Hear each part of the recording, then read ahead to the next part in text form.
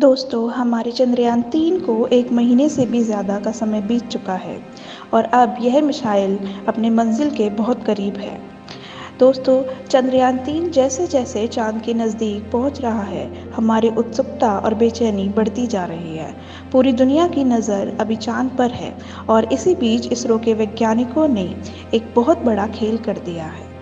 एक ऐसा कारनामा जिसने हमारे इस अंतरिक्ष यान को चाँद के बहुत नज़दीक पहुंचा दिया है। इतना ही नहीं, चंद्रयान को अपनी मंजिल अब साफ-साफ दिखाई दे रही है, लेकिन इसका साथ ही जो आने वाला खतरा, उसका भी वैज्ञानिकों को डर लग रहा है। पूरी तरह से सतर्क है, क्योंकि अब यह वही पड़ाव है जहां पर हमारा चंद्रयान-2 क्रैश लैंडिंग कर गया था और इसरो के रडार में से हमेशा के लिए गायब हो गया था। अब इसरो ने आखिर ऐसा क्या कारनामा कर दिया और चंद्रयान चाँद से अब कितनी दूर है और वह कौन-सा खतरा है जो इस मिशन को बर्बाद कर सकता है? आइए इस वीडियो के माध्यम से समझने की कोशिश करेंगे। 16 अगस्त की सुबह चंद्रयान-3 चाँद की चौथी कक्षा में चाँद की सतह से 1000 किलोमीटर की ऊंचाई पर चक्कर काट रहा था और सुबह के समय उसे इस ऑर्बिट में पूरा करना था और प्लान के मुताबिक उसे चाँद के 1000 किलोमीटर की दूरी कम करके मात्र 100 किलोमीटर की दूरी पर चाँद की 5वीं और आखिरी कक्षा में भेजना था। इसरो के वैज्ञानिक इस पड़ाव के लिए पूरी तरह तैयार थे।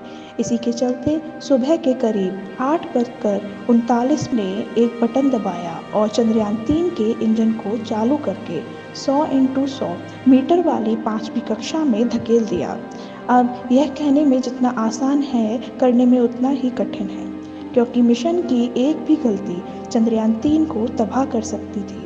लेकिन हमारे वैज्ञानिकों ने बिना किसी चूक के यह काम कर दिया और इसके लिए वैज्ञानिकों ने चंद्रयान के इंजन को सिर्फ 1 मिनट के लिए ऑन किया था। चंद्रयान-3 को चाँद की आखिरी कक्षा में स्थापित कर दिया है। यह पड़ाव इस मिशन की सबसे बड़ी अचीवमेंट थी, क्योंकि यह चाँद पर चंद्रयान की आखिरी ऑर्बिट थी। कहानी अभी यहीं ख़त्म नहीं होती। इसके 24 घंटे बाद इसरो ने एक और बड़ा कारनामा करके दिखाया। अब चाँद सिर्फ 2 कदम की दूरी पर नज़र आ रहा है। दरअसल 100 × 100 की कक्षा में एंटर करने के बाद इसरो के वैज्ञानिकों ने प्रपल्शन मॉड्यूल और विक्रम लैंडर को एक दूसरे से अलग कर दिया।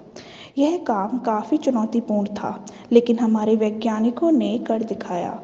अब अगर आगे का सफ़र लैंडर को अकेले ही इसके लिए इसरो का प्लान 18 और 19 अगस्त को लैंडर विक्रम की डीऑर्बिटिंग स्टार्ट करना है।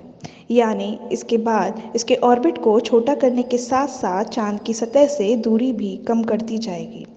इसी तरह से आने वाले अगले 1-2 दिन में विक्रम लैंडर 100 × 30 किलोमीटर की कक्षा में पहुंच जाएगा और इसी तरह से धीरे धीरे आगे बढ़ते हुए लैंडर अपनी लैंडिंग की पहली जगह डिटेक्ट करेगा और इसके बाद अपने रेट्रो बूस्टर की सहायता से 23 अगस्त को चाँद की सतह पर उतर जाएगा। और इस मिशन का सबसे बड़ा चैलेंजिंग फेज़ यही होने वाला है।